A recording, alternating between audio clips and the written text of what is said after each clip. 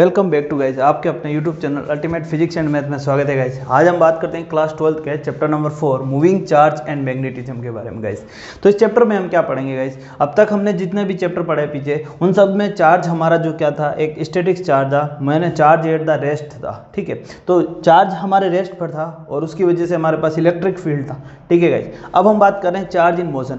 जब charge in motion होता है, इस चैप्टर में हम पढ़ेंगे कि जब चार्ज क्या होते हैं, किसी वायर के अंदर चार्ज मोशन में होते हैं तो उसके अराउंड क्या हो जाता है, एक मैग्नेटिक फील्ड जनरेट हो जाता है गाइज। और ये मैग्नेटिक फील्ड किसकी वजह से जनरेट होता है, यानी कि इसमें मैग्नेटिज्म, यानी कि इसमें मैग्नेटिज्म आ जाता है, यानी कि इसके मैग्नेट जो होता है इसके अंदर जब इस वायर के अंदर चार्ज फ्लो होता है तो इसमें मैग्नेट के इफेक्ट आ जाते हैं। और मैग्नेटिक इफेक्ट क्या होता है, किसी भी मैग्नेट मतलब मैग्नेटिक इफेक्ट आ जाता है। और मैग्नेटिक इफेक्ट क्या होता है गाइस, कि अगर हम किसी देखना है कि कोई मटेरियल या ये मैग्नेट है या नहीं है, उसको हम कैसे देखेंगे, वो उसका मैग्नेटिक इफेक्ट देखेंगे। और मैग्नेटिक इफेक्ट क्या होता है कि अगर पास हमारे सपोज कीजिए हमारे पास कोई मैग्नेट है गाइस, क्या है, हमारे पास कोई मैग्नेट है, तो इसका मैग्नेटिक इफेक्ट कैसे है कि इसका मैग्नेटिक इफेक्ट क्या है कि ये दूसरी अदर मैग्नेट को ये क्या करेगी, मैग्नेट को या फिर जो मैग्नेटिक मेटल है उनको क्या करेगी, अट्रैक्ट करेगी।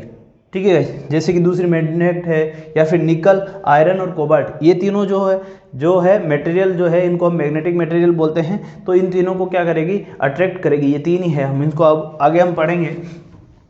ठीक है गाइस, तो हम बात करें इस चैप्टर में हमें क्या बात करनी है कि मूविंग चार्ज जो होते हैं, अगर किसी वायर के अंदर मूविंग चार्ज होते हैं और किसी वायर के अंदर करंट फ्लो होता है तो उसके अराउंड क्या हो जाता है, मैग्नेटिक फील्ड जनरेट हो जाता है गाइस। ठीक है, तो मैग्नेटिक इफेक्ट क्या करता है, अट्रैक्ट करता है किसको, मैग्नेट और अदर जो मैग्नेटिक मटेरियल है उनको गाइस, जैसे कि आयरन बोल सकते हो, कोबाल्ट बोल सकते हो और निकल बोल सकते हो गाइस। ठीक है, तो हम बात करते हैं प्रॉपर्टी ऑफ मैग्नेट। सबसे सपोज कीजिए हमारे पास क्या है, एक मैग्नेट है गाइस। हम देखते हैं सबसे पहले कि मैग्नेट है, यहाँ पर एक मैग्नेट है, ठीक है, जिसके अंदर दो पोल है, एक नॉर्थ पोल है और एक साउथ पोल है गाइस। यहाँ पर नॉर्थ पोल और साउथ पोल, ये क्या है, मैग्नेटिज्म नॉर्थ पोल है और ये साउथ पोल है। ठीक है, तो जो एक बार मैग्नेट है, ये हमारे पास क्या होता है, एक बार मैग्नेट है। अब इस बार मैग्नेट की वजह से इसके अराउंड क्या होगा, एक मैग्नेटिक फील्ड जनरेट होगा गाइस। ठीक है, तो मैग्नेटिक फील्ड यानी कि मैग्नेटिक फील्ड लाइंस, ठीक है, मैग्नेटिक फील्ड लाइंस होगी। और मैग्नेटिक फील्ड लाइंस क्या होती है गाइस, नॉर्थ पोल से निकलती है और साउथ पोल में एंटर होती है गाइस। नॉर्थ पोल से निकलती है और साउथ पोल से एंटर हो जाती है गाइस। ठीक है, इससे बहुत सारी मैग्नेटिक फील्ड लाइन जो है नॉर्थ पोल से निकलेगी और साउथ पोल में क्या हो जाएगी गाइस, एंटर हो जाएगी गाइस। नॉर्थ पोल से निकलती है और साउथ पोल में क्या हो जाती है, एंटर हो जाती है। इस तरीके से बहुत सारी मैग्नेटिक फील्ड लाइन होती है गाइस। ठीक है, यानी कि ये मैग्नेटिक फील्ड लाइंस बहुत सारी होती है इसके अंदर। ठीक है, तो ये क्या है, हमने क्या लिया यहाँ पर, एक मैग्नेट बार लिया है और इसके अंदर क्या है, मैग्नेटिक फील्ड लाइंस है। और मैग्नेटिक फील्ड लाइंस किस तरीके से बनती है, नॉर्थ पोल से निकलती है और साउथ पोल से एंटर होती है गाइस। यहाँ पर एक चीज देखने लायक है गाइस, समझने लायक चीज यहाँ पर है कि इलेक्ट्रिक फील्ड लाइंस और मैग्नेटिक फील्ड लाइंस में क्या डिफरेंस है गाइस। इलेक्ट्रिक फील्ड लाइंस और मैग्नेटिक फील्ड लाइंस में डिफरेंस क्या है गाइस।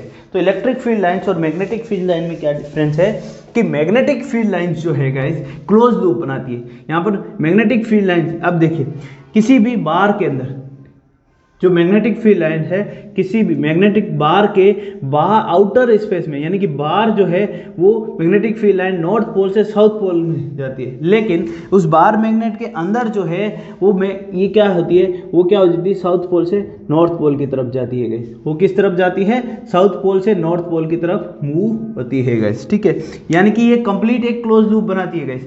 ये क्या होता है, कंप्लीट एक क्लोज लूप बनाती है। जो मैग्नेटिक फील्ड लाइंस है वो क्या करती है, एक क्लोज लूप बनाती है, यानी कि it makes close loop.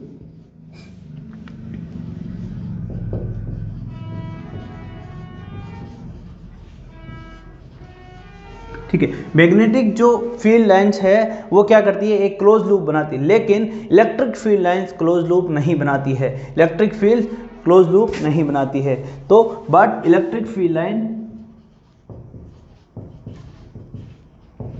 field lines does not make a closed loop, does not make lines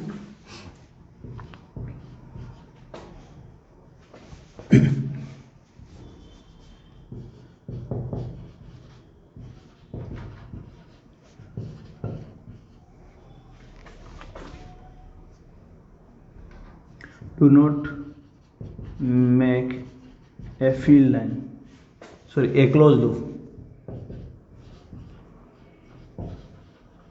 तो इलेक्ट्रिक फील्ड लाइन जो है वो एक क्लोज लूप नहीं बनाती है और मैग्नेटिक फील्ड लाइन जो है क्लोज लूप बनाती है। दूसरा क्वेश्चन यहाँ पर बनता है गाइस, जो मैग्नेटिक फील्ड लाइन्स है वो किसी मैग्नेट बार के अगर आपसे बार उसकी डायरेक्शन पूछे तो वो north pole to south pole होती है, लेकिन मैग्नेट बार के अंदर अगर आपसे पूछ रहा है तो वो कहाँ से कहाँ तक जाती है, south pole to north pole जाती है। यहाँ पर ध्यान रखना गाइस, ठीक है। तो यहाँ से हमें पता चलता है कि इलेक्ट्रिक फील्ड लाइंस और मैग्नेटिक फील्ड लाइंस में क्या डिफरेंस है गाइस। जैसे ही इलेक्ट्रिक फील्ड लाइंस और मैग्नेटिक फील्ड आते हैं, यानी एक मतलब इलेक्ट्रिक फील्ड लाइंस और मैग्नेटिक फील्ड लाइन है, इसका मतलब ये क्या है कि यहाँ पर क्या है, जहाँ तक हमारी इलेक्ट्रिक फील्ड लाइंस है वहाँ तक हमारे पास क्या है, इलेक्ट्रिक फील्ड लाइंस होती है, वहाँ तक हमारे पास क्या होता है,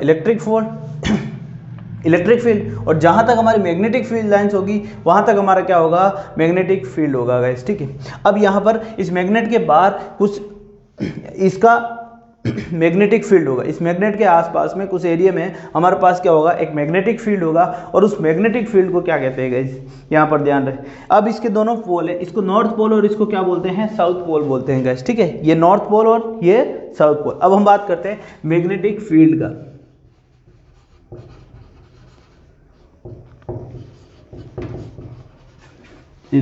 तो मैग्नेटिक फील्ड की बात करते हैं गाइस। तो मैग्नेटिक फील्ड जो है, मैग्नेटिक फील्ड जो होता है, मैग्नेटिक फील्ड है उसका जो सिंबल होता है गाइस वो m नहीं होता है, उसका जो सिंबल होता है उसको हम b से डिनोट करते हैं, और उसके ऊपर ये एक वेक्टर क्वांटिटी है इसलिए उसके वेक्टर लगता है गाइस। तो मैग्नेटिक फील्ड लाइन जिसको हम किससे डिनोट करते हैं, b से डिनोट किया जाता है गाइस, ठीक है। सॉरी, मैग्नेटिक फील्ड को हम किससे डिनोट करते हैं, b से डिनोट करते हैं गाइस। चलो अब मैग्नेटिक फील्ड के बारे में बात करते हैं। तो मैग्नेटिक फील्ड क्या होता है कि किसी भी मैग्नेट के आसपास या आउटर स्पेस में वो इफेक्टिव एरिया जहां पर अगर हम किसी अदर मैग्नेट को लाते हैं या फिर अदर किसी मैग्नेटिक आइटम को लाते हैं गाइस, तो उस पर ये क्या करता है, एक फोर्स अप्लाई करता है। तो उस यानी कि इफेक्टिव जो स्पेस है, इफेक्टिव स्पेस यानी कि इस मैग्नेट के आसपास का वो एरिया जहां पर हम किसी दूसरे मैग्नेट या फिर मैग्नेटिक आइटम को लेके आते हैं, ठीक है, ऑब्जेक्ट को लेके आते हैं, तो ये उस पर क्या लगाता है, एक फोर्स लगाता है। मैग्नेटिक फील्ड होगा तो ये एक उस पर मैग्नेटिक फोर्स लगाएगा, ठीक है गाइस। तो वो एरिया जहां तक वो मैग्नेटिक फोर्स लगता है यानी कि इफेक्टिव एरिया, ठीक है, उस इफेक्टिव एरिया को हम क्या बोलते हैं, मैग्नेटिक फील्ड बोलते हैं गाइस, ठीक है। तो हम यहाँ पर क्या बोलेंगे, the effective space around the magnet is called the magnetic field, यानी कि इस मैग्नेट के अराउंड जितना भी इफेक्टिव स्पेस है ना उसको हम क्या बोलते हैं, मैग्नेटिक फील्ड बोलते हैं गाइस। तो हम क्या लिखते हैं कि the effective space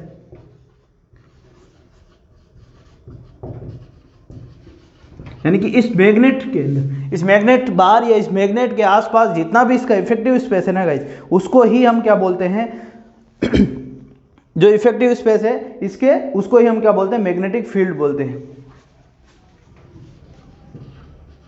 around any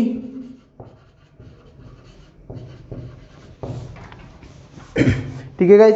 तो कोई भी मैग्नेट जो है हमारे पास उसके आसपास जितना भी इफेक्टिव स्पेस है ना उसी को हम क्या बोलते हैं, उसी को हम क्या बोलते हैं, मैग्नेटिक फील्ड बोलते हैं गाइस। उसी को हम क्या बोलते हैं, मैग्नेटिक फील्ड बोलते हैं guys. It's called magnetic field, ठीक है गाइस। तो उसको हम क्या बोलते हैं, मैग्नेटिक फील्ड बोलते हैं गाइस। उसको हम क्या बोलते हैं, मैग्नेटिक फील्ड बोलते हैं guys. It's called magnetic field.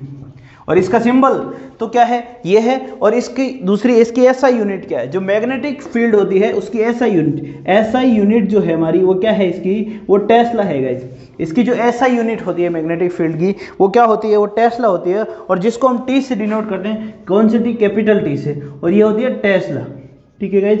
इसकी जो यूनिट होती है वो टेस्ला होती है गाइस, ठीक है। एसआई जो यूनिट होती है वो क्या होती है, टेस्ला। और इसको हम क्या डिनोट करते हैं, टी से डिनोट करते हैं। अब देखिए गाइस, अगर किसी मैग्नेट के आसपास वो इफेक्टिव स्पेस, इसके अराउंड जो वो इफेक्टिव स्पेस है जहां पर अगर हम किसी दूसरे मैग्नेट को लाते हैं तो इस पर कोई ना कोई फोर्स लगाती है, तो उस स्पेस को हम क्या बोलते हैं, मैग्नेटिक फील्ड बोलते हैं। और मैग्नेटिक फील्ड को बी से डिनोट किया जाता है गाइस, ठीक है। और इसका जो यूनिट है वो क्या होती है, एसआई यूनिट जो होती है वो क्या होती है, टेस्ला होती है गाइस, ठीक है। यानी कि मैग्नेटिक फील्ड लाइंस होगी तो मैग्नेटिक होगी, यहां से ठीक है गाइस। अब हम बात करते हैं गाइस कि एक साइंटिस्ट हुआ करते थे ओस्टेड, जिन्होंने 1920 के अंदर एक एक्सपेरिमेंट किया था, उस एक्सपेरिमेंट की बात करते हैं, उसको हम ओस्टेट एक्सपेरिमेंट के नाम से जानते हैं। और उन्होंने क्या कहा था गाइस, उन्होंने कहा कि हमारे पास अगर क्या है, एक वायर है जिसको हम किसी बैटरी से ऐड कर देते हैं, एक वायर है जिसको हमने क्या किया, एक बैटरी से कनेक्ट कर दिया, और इस तरीके से उन्होंने एक बैटरी से इस वायर को अगर कनेक्ट किया तो उसमें कहा,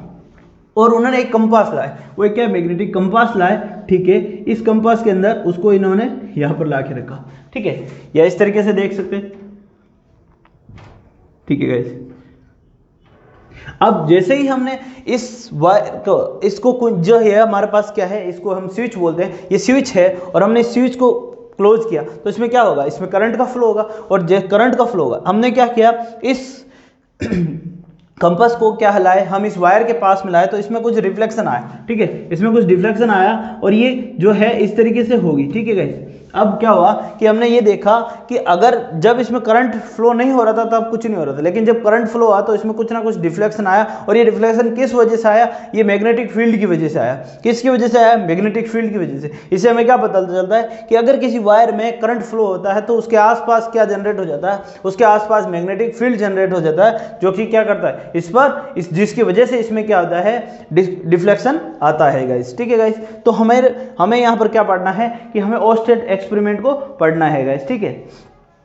चलो गाइस यहाँ तक नोट कर लीजिए, फिर हम बात करते हैं ओस्टेट एक्सपेरिमेंट में। जैसे ही करंट फ्लो करा और इसमें डिफ्लेक्शन देखा गया, और उन्होंने इस पर एक्सपेरिमेंट किया, और उन्होंने फिर इस एक्सपेरिमेंट के थ्रू कुछ कंक्लूजन निकाले, और हम उसी के बारे में बात करेंगे गाइस, ठीक है। ये ओस्टेट एक्सपेरिमेंट क्या है गाइस, ठीक है। चलो इसको नोट कर लीजिए, फिर हम बात करते हैं conclusion of the Oersted experiment guys. तो ओस्टेट एक्सपेरिमेंट में क्या है गाइस, ओस्टेट एक्सपेरिमेंट में हमने देखा कि करंट फ्लो होता है तो उन्होंने डिफ्लेक्शन देखा कि इसके अंदर क्या होता है, इसके वायर के आसपास क्या होता है, इलेक्ट्रिक फील्ड जनरेट हो जाता है गाइस। और फिर उन्होंने एक्सपेरिमेंट और किए, और उसके हिसाब से उन्होंने कुछ कंक्लूजन निकाले। तो क्या कंक्लूजन थे कि when A charge is stationary, यानी कि चार्ज जब मोशन में नहीं हो, चार्ज एट ए रेस्ट है, ठीक है, तो इलेक्ट्रिक फील्ड जनरेट होता है। तब क्या जनरेट होता है, यानी कि प्रोड्यूस क्या होता है, इलेक्ट्रिक फील्ड प्रोड्यूस होता है, ठीक है। दूसरा केस कि जब चार्ज यूनिफॉर्म मोशन में हो, यानी कि व्हेन चार्ज इज इन है यूनिफॉर्म मोशन, यानी कि जो हमारा चार्ज है वो क्या कर रहा है, यूनिफॉर्म मोशन है, यानी कि एक यूनिफॉर्म मोशन में मूव कर रहा है, then electric field and magnetic field both are generate, यानी कि यूनिफॉर्म मोशन में मूव कर रहा है हमारा चार्ज, तो इलेक्ट्रिक फील्ड भी, और ये हम बात कर रहे हैं स्पेस में, ठीक है गाइस। जब यूनिफॉर्म मोशन में अगर हमारा चार्ज मूव कर रहा है तो वो क्या कर रहा है, इलेक्ट्रिक फील्ड भी जनरेट कर रहा है और मैग्नेटिक फील्ड भी जनरेट कर रहा है गाइस, ठीक है। तीसरा केस क्या है कि तीसरा केस में क्या कह रहा है कि when the charge is non uniform, यानी कि जो हमारा चार्ज है वो मूव तो हो रहा है, मोशन में है, लेकिन उसका मोशन क्या है, यूनिफॉर्म नहीं है। उसका मोशन क्या नहीं है, यूनिफॉर्म नहीं है। कैसा मोशन नहीं है, when charge is non uniform motion then electric field generate होता है। क्या जनरेट होता है, इलेक्ट्रिक फील्ड, चार्ज है तो इलेक्ट्रिक फील्ड। दूसरा मैग्नेटिक फील्ड जनरेट होता है, मोशन में है तो मैग्नेटिक फील्ड। और तीसरा कि रेडियल जो है रेडियंट एनर्जी वो भी प्रोड्यूस होती है गैस। क्या प्रोड्यूस होता है वहां पर, रेडियंट एनर्जी भी प्रोड्यूस होती है गैस। अब यहाँ पर एक चौथा पॉइंट है, 4 पॉइंट जो है इंपॉर्टेंट है, यहाँ पर ध्यान रखने लायक बात है कि गाइस इसमें कंफ्यूज नहीं होना कि इन ए कंडक्टर जो है इन ए कंडक्टिंग वायर, जहां पर इस एक्सपेरिमेंट बात कर रहे हैं कि in a conducting wire only magnetic field is developed around a conductor, यानी कि जब किसी कंडक्टिंग वायर की हम बात कर रहे हैं तब उसमें अगर करंट फ्लो होता है तो उसके अराउंड केवल और केवल मैग्नेटिक फील्ड जनरेट होता है, ना कि इलेक्ट्रिक फील्ड जनरेट होता है गाइज। इस पॉइंट को ध्यान रखना गाइज, इंपॉर्टेंट है कि अगर कंडक्टिंग वायर के अंदर करंट फ्लो हो रहा है तो उसकी वजह से केवल मैग्नेटिक फील्ड जनरेट होता है, ना कि इलेक्ट्रिक फील्ड जनरेट होता है गाइज, ठीक है। तो इस पॉइंट को नोट कर लीजिए। तो यहाँ पर हमारे पास ओस्टेट एक्सपेरिमेंट हो गया। अब देखिए गाइस कि जब हमारे पास कोई मैग्नेटिक फील्ड है, ठीक है, हमारे पास सपोज कीजिए यहाँ पर कोई मैग्नेट है और इसके आसपास क्या है, एक मैग्नेटिक फील्ड है। अब इस मैग्नेटिक फील्ड में हम किसी दूसरे मैग्नेट को लाते हैं तो हमें पता है उस पर क्या होगा, एक फोर्स लगेगा, यानी मैग्नेटिक फील्ड में लाएंगे तो उसमें क्या लगता है, एक फोर्स लगता है। और वो फोर्स कितना होता है उसके बारे में बात करते हैं गाइस कि एक मैग्नेट कितना फोर्स लगाती है, मैग्नेटिक फोर्स क्या है वो बात करते हैं। तो एक्सपेरिमेंट से हमें निकालना है कि ये कितना मैग्नेटिक फोर्स लगता है गाइस, ठीक है। चलो तो यहां पर हम बात करते हैं, नेक्स्ट हमारा टॉपिक है मैग्नेटिक फोर्स गाइस। देखिए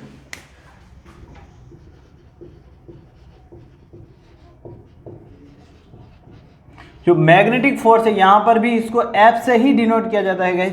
किससे डिनोट किया जाता है? एफ से ही डिनोट किया जाता है। तो मैग्नेटिक फोर्स जो होता है एफ जो होता है वो इक्वल होता है हमेशा गाइस किसके? Q into we.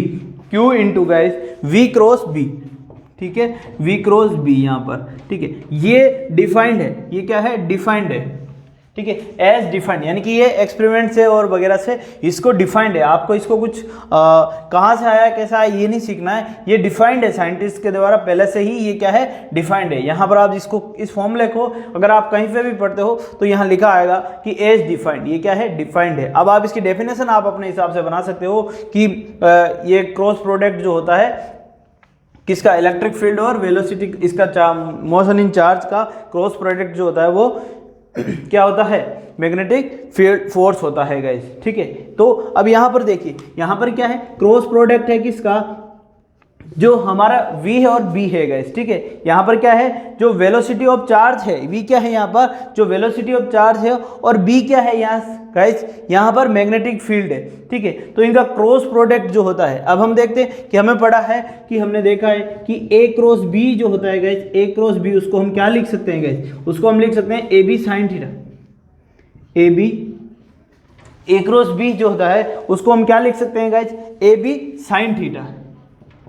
और एन कैप इसकी क्या होती है? डायरेक्शन होगी। क्या लिख सकते हैं इसको? A b sine theta. अगर इसका मैग्नीट्यूड निकाल लेते हैं, ए क्रॉस बी का मैग्नीट्यूड निकालेंगे तो यहाँ पर क्या हो जाएगा? एन कैप हट जाएगा, तो ये क्या आ जाएगा? A b sine theta guys. A b क्या आ जाएगा? साइन थीटा आ जाएगा गाइस, ठीक है। तो ये क्या होता है? क्रॉस प्रोडक्ट है, जो कि आप मैथ में और पिछले साल भी आप पढ़ चुके हैं गाइस, ठीक है। तो इसको हम क्या लिख सकते हैं? अब इस फॉर्मूले को लिख सकते हैं हम, क्या लिख सकते हैं कि एफ जो है वो हमारा हो जाएगा किसके? Equal q v B sine theta के, q v B sine theta के guys, q v B sine theta guys, ठीक है, साइन थीटा और एन कैप गाइस। और यहाँ पर फिर आप इसको इस तरीके से लिख सकते हैं गाइस, जो हमारा है जो फोर्स कितना आ गया गाइस यहाँ पर? F equal to q v B sine theta, और इसका मैग्नीट्यूड निकालना है तो ये हो जाएगा q v B sine theta guys. तो यहाँ पर ये बहुत ही इंपॉर्टेंट फॉर्मूला है, वेरी इंपॉर्टेंट लगा सकते हैं गाइस, इंपॉर्टेंट फॉर्मूला है। क्या हो गया? F equal to q v B sine theta guys, या फिर आप लिख सकते हो F इक्वल टू क्यू और V क्रॉस B लिख सकते हैं गाइस, ठीक है। यहाँ पर V क्या है गाइस? यहाँ है मोशन इन चार्ज, V जो है मोशन इन चार्ज, B है मैग्नेटिक फील्ड, और थीटा जो है angle between velocity and magnetic field. यहाँ पर जो थीटा है वो क्या है? Angle between magnetic field and velocity, ठीक है। चलो, तो यहां पर जो है हम लिख सकते हैं जो v क्या है? जो है मोशन इन चार्ज, हमारा जो v है वो क्या है? मोशन इन चार्ज है गाइस, ठीक है। अब इलेक्ट्रिक फील्ड लगेगा तो इसमें क्या मतलब? इलेक्ट्रिक फील्ड होगा तो क्या फोर्स भी लगेगा, सॉरी मैग्नेटिक फील्ड होगा तो मैग्नेटिक फोर्स भी लगेगा, है ना। तो v क्या है? मोशन इन चार्ज है। यहाँ पर b क्या है? मैग्नेटिक फील्ड है। हम सबको पता है b क्या है? मैग्नेटिक फील्ड है।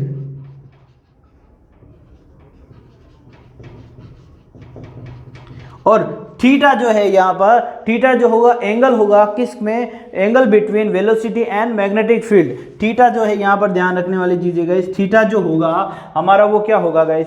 एंगल बिटवीन, थीटा जो है वो क्या है? Angle between velocity and magnetic field, और मैग्नेटिक फील्ड के बीच में जो है हमारे पास क्या है? एंगल है, ठीक है गाइज। तो थीटा हमारा क्या है? Angle between magnetic field and velocity.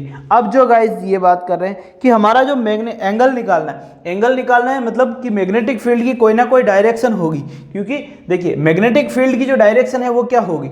यहाँ पर देखते हैं कि मैग्नेटिक फील्ड की डायरेक्शन, तो अब हम देखते हैं डायरेक्शन ऑफ मैग्नेटिक फील्ड की गाइज। तो मैग्नेटिक फील्ड की गाइज देखिए डायरेक्शन जो होती है, हम यहाँ पर जब भी बुक में डिनोट करते हैं तो दो तरीके से डिनोट किया जाता है। जो डायरेक्शन ऑफ मैग्नेटिक फील्ड होती है गाइज, वो दो तरीके से डिनोट की जाती है। एक होती है इस तरीके से, और दूसरा जो होता है इस तरीके से, डॉट से, एक क्रॉस से, और दूसरा क्या होता है? डॉट से डिनोट किया जाता है गाइज। इसका मतलब क्या है कि इस जो क्रॉस से जो हमारी जो डायरेक्शन डिनोट की जाती है गाइज, मैग्नेटिक फील्ड की जो क्रॉस से डायरेक्शन जो डिफाइन की जाती है उसका मतलब है कि इनटू द प्लेन, यानी कि जो प्लेन, जिस प्लेन पे हमने इसको डिनोट किया है उसके अंदर की तरफ जाता है। जो डायरेक्शन जो है हमारा उस प्लेन के अंदर की तरफ जा रहा है। कहाँ पर जा रही है डायरेक्शन जो हमारी है? इनटू द प्लेन है गाइस। ये कैसी डायरेक्शन है? Into the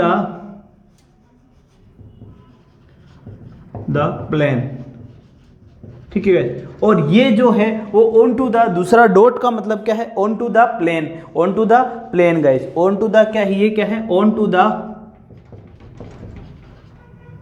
plane. अब यहां पर देखते हैं गाइस, ये इनटू द प्लेन और ऑन टू द प्लेन का मतलब क्या है यहाँ पर गाइस? इनटू द प्लेन क्या है कि गाइस जब हम कह रहे हैं कि जो हमारा मैग्नेटिक फील्ड है वो डायरेक्शन उसकी क्या है, जैसे कि ये एक प्लेन है और हमने यहाँ पर डॉट से इसको डिनोट किया है, इसका मतलब क्या है कि इसकी जो डायरेक्शन है इस मैग्नेटिक फील्ड की वो इस प्लेन के अंदर की तरफ है, अंदर की तरफ जाती हुई है। और दूसरा ऑन टू का मतलब है कि जो हमारी डायरेक्शन है वो इस प्लेन मैग्नेटिक फील्ड की वो क्या है? इस प्लेन के बाहर की तरफ है। जैसे कि सपोज कीजिए यहाँ पर हमारे पास क्या है? एक प्लेन है और हमने यहाँ पर बना दिया कि एक क्रॉस बना दिया, ठीक है। हमने क्या बना दिया? यहाँ पर एक क्रॉस बना लिया। तो ये हम बता रहे हैं गाइस, देखिए ये क्या है? सपोज कीजिए यहाँ पर ये एक प्लेन है और इस पर हमने एक डायरेक्शन लिखी गाइस, इस तरीके से हमने क्या? क्रॉस प्रोडक्ट बना। इसका मतलब क्या है? जो हमारी जो डायरेक्शन है गाइस, अब हमारी जो डायरेक्शन है वो कैसी है कि इनटू द प्लेन है। जो हमारा मैग्नेटिक फील्ड की जो डायरेक्शन है इस प्लेन के अंदर की तरफ जाते हुए, ठीक है। और अगर डॉट प्रोडक्ट होता तो इसका मतलब क्या? इस मैग्नेटिक फील्ड जो है हमारा इस प्लेन से क्या निकल रहा है? बाहर की तरफ निकल रहा है गाइस, ठीक है गाइस। अब इसको मैं क्वेश्चन से समझ रहे हैं नॉर्मल कि from given figure find the magnetic force on the charge Q, यानी कि एक चार्ज है और इसमें जो चार्ज का मोशन है उसकी डायरेक्शन वी क्या है? इस तरफ है। और ये कह रहा है कि हमारा जो मैग्नेटिक फील्ड है वो इस प्लेन से क्या है? आउटवर्ड है, यानी कि इस तरीके से बाहर की तरफ है। ऑन टू द क्या है? प्लेन है गाइस, ठीक है। तो इसका मतलब दोनों के बीच में अब फोर्स निकालना है तो फोर्स F इक्वल टू हमारे पास क्या था गाइस? F इक्वल टू हमने अभी पढ़ा था कि Q into V cross B जो था वो इंपॉर्टेंट फॉर्मूला जो हमने देखा था। तो F इक्वल टू क्या देखा था हमने? Q हो गया QV B sine theta guys. क्या हो गया? F equal to QV B sine theta guys. ये था, ये हमारे पास फॉर्मूला है। अब इसके अंदर हमें पता है गाइस चार्ज हमारे पास क्या है? Q है, वेलोसिटी V है और इलेक्ट्रिक फील्ड क्या है गाइस? मैग्नेटिक फील्ड क्या है गाइस? B है। अब इनके बीच का एंगल कितना है गाइस? देखिए जो वेलोसिटी है इसकी डायरेक्शन इस तरफ है, ठीक है। वेलोसिटी जो है इसकी डायरेक्शन क्या है? इस तरफ है, अंदर की तरफ, ठीक है। सॉरी, जो इलेक्ट्रिक फील्ड जो है हमारा उसकी डायरेक्शन, मैग्नेटिक फील्ड जो है उसकी डायरेक्शन क्या है? इस प्लेन से आउटवर्ड है, बाहर की तरफ, ठीक है। और जो हमारा मैग्नेट ये वेलोसिटी है चार्ज की वो किस तरफ है? ऊपर की तरफ, ठीक है। यानी कि इन दोनों के बीच का जो एंगल है, जो इन दोनों के बीच का एंगल है वो कितना डिग्री का है गाइस? 90 डिग्री का है। यानी कि थीटा कितना है यहाँ पर? थीटा कितना हो जाएगा गाइस? 90 डिग्री का। दोनों के बीच का जो एंगल है वो कितना हो गया? 90 डिग्री का। तो यहाँ से थीटा कितना है? 90 डिग्री। तो F बराबर QVB साइन 90 क्या होता है? 1 डिग्री, यानी कि साइन 90। तो F बराबर क्या आ जाएगा? QVB गाइस, ठीक है। तो फोर्स हमने निकाल दिया यहाँ पर, F इक्वल टू कितना हो गया? QVB। तो यहाँ से हमें क्या निकल रहा है कि यहाँ से एक नोट मिलता है गाइस, हमें एक इंपॉर्टेंट नोट्स यहाँ से मिलता है कि अगर हमारा जो फोर्स है सॉरी जो हमारा जो वेलोसिटी है, डायरेक्शन ऑफ चार्ज है, सॉरी वेलोसिटी ऑफ चार्ज जो है वो उसकी और जो है B हमारा जो है दोनों एक दूसरे के क्या है? परपेंडिकुलर है। दोनों क्या है? एक दूसरे के परपेंडिकुलर है। तो हमारा जो फोर्स होगा, जो F होगा वो क्या होगा? QVB होगा, ठीक है गाइस। दूसरा केस हम बात करते हैं। अब इसी में बात करते हैं कि अगर ये परपेंडिकुलर ना होकर जो हमारा मैग्नेटिक फील्ड है इसकी डायरेक्शन जो होगी गाइस, इसकी जो डायरेक्शन है वो क्या है? पैरेलल टू द वेलोसिटी होगी, यानी इसके पैरेलल हो जाएगा, ठीक है। इस तरफ अगर इसके पैरेलल होगी इसकी डायरेक्शन, यानी कि जो इन दोनों के बीच का एंगल है वो क्या हो गया? 0 डिग्री, यानी दोनों पैरेलल हो गए एक दूसरे के। इसका मतलब जो थीटा है वो कितना हो जाएगा? 0 डिग्री। इसका मतलब F इक्वल टू क्या हो जाएगा? 0 डिग्री, क्योंकि साइन 0 क्या होता है? 0 हो जाएगा। सेम दूसरा कैसे? एंटी पैरेलल होगा तो भी हमारे पास ये कितना हो जाएगा? फिर इसके बीच में एंगल कितना हो जाएगा? 180 डिग्री और हमारा F कितना हो जाएगा? 0 डिग्री गाइस। इलेक्ट्रिक फील्ड कैसे? तीसरा कैसे कि अगर इनके बीच में एंगल कोई थीटा है, डायरेक्शन आउटवर्ड हो या इनवर्ड है, और दोनों के बीच में एंगल जो है हमारा वो क्या है? थीटा है, तो हम बोल सकते हैं जो भी थीटा है उसकी वैल्यू हम पुट करके उसको निकाल सकते हैं गाइस, ठीक है। नोट कर लीजिए गाइस, इस तरीके से हम देख सकते हैं कि हमारे इलेक्ट्रिक फील्ड जो है हम किस तरीके से फाइंड आउट कर सकते हैं गाइस, ठीक है। नेक्स्ट टॉपिक लेते हैं गाइस, हम एक कंडक्टर वायर लेते हैं, ठीक है। अब हमने देखा था अभी जब ना ओस्टेट जो हमने देखा था, ओस्टेट एक्सपेरिमेंट, उसमें हमने देखा था कि अगर जो हमारा चार्ज है यूनिफॉर्मली मोशन होता है तो उसके ऊपर दो तरह के फोर्स लगते हैं। एक क्या होता है, इलेक्ट्रिक फील्ड लगता है, उसकी वजह से इलेक्ट्रिक फील्ड जनरेट होता है, मैग्नेटिक फील्ड जनरेट होता है, यानी कि उसकी वजह से दो तरीके के फोर्स जनरेट होंगे, एक इलेक्ट्रिक फोर्स और एक मैग्नेटिक फोर्स। तो दोनों फोर्स को जब कंबाइन कर देते हैं तो उस फोर्स को हम क्या कहते हैं, लोरेंज फोर्स कहते हैं। लोरेंज फोर्स की बात करते हैं हम। लोरेंज फोर्स जो होता है वो क्या होता है guys,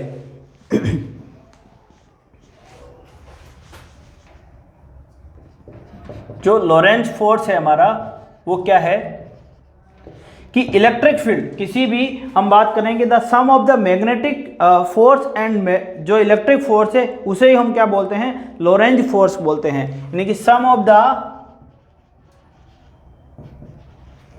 electric force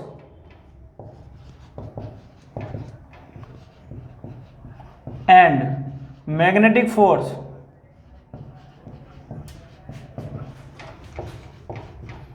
is called Lorentz force.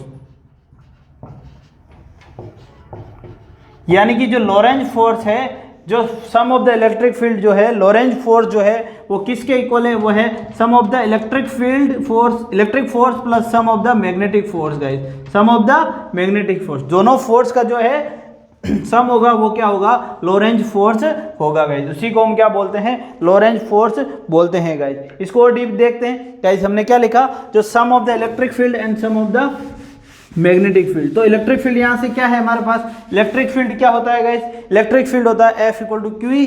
तो इलेक्ट्रिक फील्ड जो होता है वो हमारे पास क्या होता है, QE गाइस, QE गाइस क्या होता है, इलेक्ट्रिक फील्ड क्या होता है, QE प्लस अब जो है मैग्नेटिक फील्ड, अभी हमने फॉर्मूला देखा था, सॉरी मैग्नेटिक फोर्स का जो हमने फॉर्मूला देखा था वो क्या होता है, QV cross B guys, QV cross B guys. तो यहाँ से हम देख रहे हैं गाइस, अब हम Lorentz force F L equal to क्या लिख सकते हैं, Q यहाँ से क्या आ जाएगा, कॉमन आ जाएगा, और ये क्या हो जाएगा guys, E plus V cross B guys, ठीक है, E plus V cross B guys. तो हमारे पास लोरेंज फोर्स क्या हो गया, F equal to E plus V cross B guys, ठीक है। चलो तो हमने क्या निकाला, लोरेंज फोर्स क्या होता है, sum of the electric force plus magnetic force को ही हम क्या बोलते हैं, लोरेंज फोर्स बोलते हैं गाइस। नेक्स्ट हम टॉपिक बात करेंगे magnetic force on A current carrying जो कंडक्टर है उसके बारे में, और उस केस में थोड़ा स्पेशली हम बात करेंगे, कोई कंडक्टर में अगर हम बात कर रहे हैं उसमें कितना फोर्स लगता है, उस फोर्स की डायरेक्शन क्या होती है, अगर उसमें करंट की डायरेक्शन चेंज करते हैं तो उस फोर्स पर क्या इफेक्ट पड़ता है गाइस, उस फोर्स की जो डायरेक्शन है उस पर क्या इफेक्ट पड़ता है गाइस। तो नेक्स्ट टॉपिक हम बात करेंगे magnetic force of A current carrying conductor guys, ठीक है। यहां तक नोट कर लीजिए गाइस, मिलते हैं नेक्स्ट वीडियो में, तब तक के लिए बाय बाय गाइस।